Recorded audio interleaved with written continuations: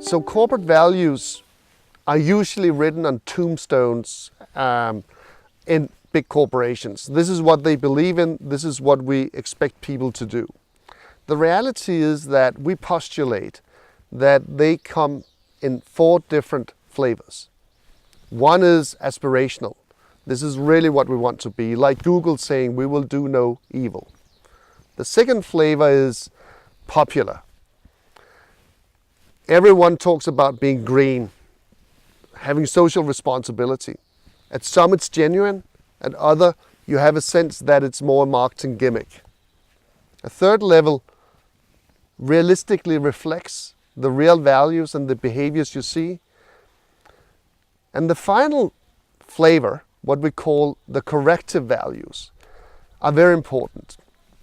If you look at the corporate value statements of American companies, many of them will have one that says, we focus on teamwork and collaboration.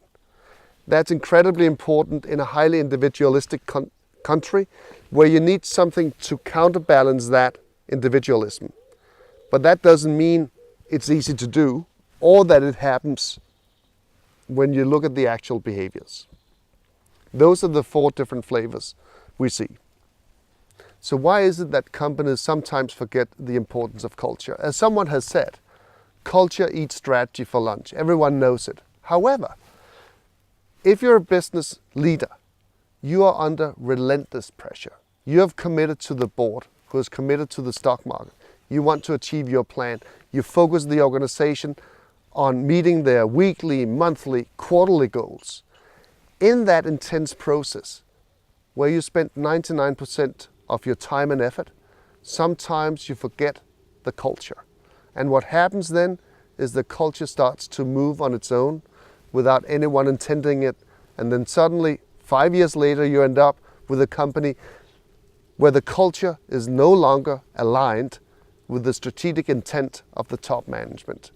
That's why it's so important to focus on culture. So what is the culture universe?